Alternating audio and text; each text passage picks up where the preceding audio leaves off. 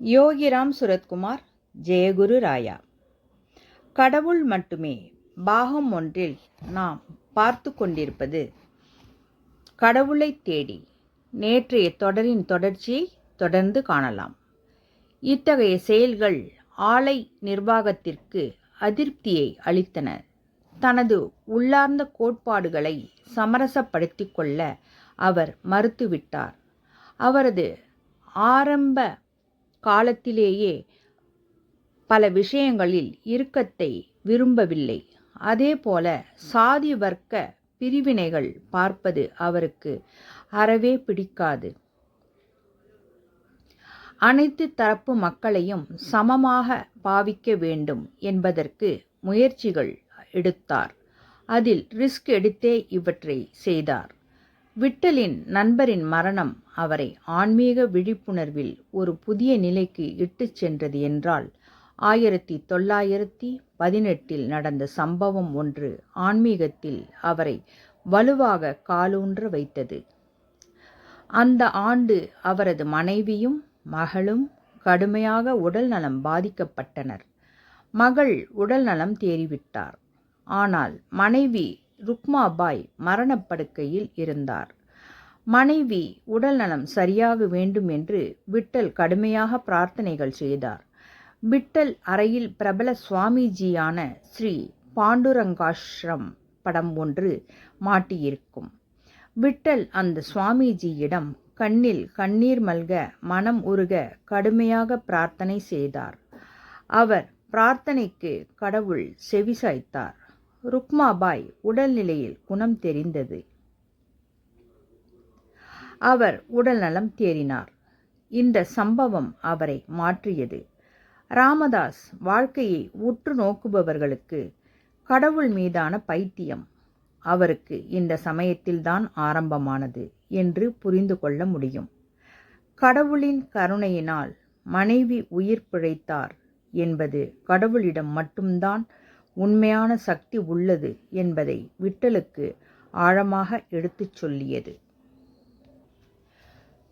மனைவியின் உடல் நலம் சீரானதிலிருந்தே விட்டல் கடவுள் பற்றி அதிகம் பேச ஆரம்பித்தார். ஞானிகளின் உபதேசங்கள் பற்றி பலருக்கும் எடுத்துரைத்தார். வீட்டில் நடக்கும் பஜனையின் போது அவரும் அமர்ந்து பாட ஆரம்பித்தார். அவருக்கு பிடித்த சூழலும் கண்ணன் சிலையை அடிக்கடி உற்று நோக்கி பரவசமடைந்தார்.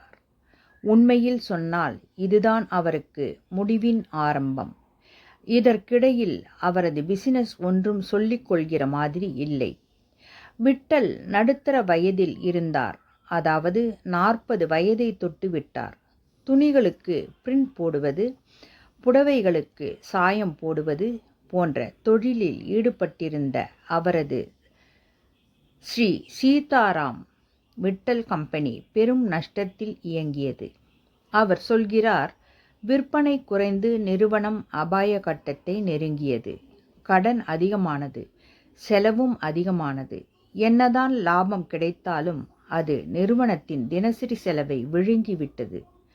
அந்த சமயத்தில் விட்டலுக்கு மிகவும் நெருக்கமாக இருந்த அவருக்கு பிடித்த மாமா பின்னடைவுகள் நிறைய இருந்த போதிலும் விட்டல் தனக்கு எப்போதுமே உற்சாகம் நிறைந்தவராகவே தெரிந்தார் என்று சொல்கிறார். அவர் உற்சாகமானவராக இருந்தார் என்பது சந்தேகத்திற்கு இடமில்லாமற் உண்மைதான். ஆனால் வேறொரு நிலையில் அவர் ஆழ்மனதில் பெரும் கஷ்டம் இருந்ததும் உண்மைதான்.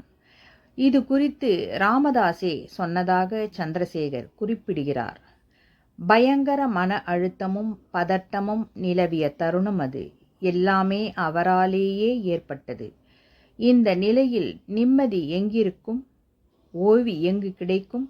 ராமதாஸ் மனதில் இதுதான் ஓடிக்கொண்டிருந்தது. அவரது வேதனை குரல் கேட்கப்பட்டது. எங்கிருந்தோ அவருக்கு பதில் குரல் கேட்டது. விரக்தியும் கவலையும் வேண்டாம், என் மீது நம்பிக்கை வை, நீ இவற்றிலிருந்து விடுபடுவாய் என்றது அந்த குரல். அது ராம் குரல்.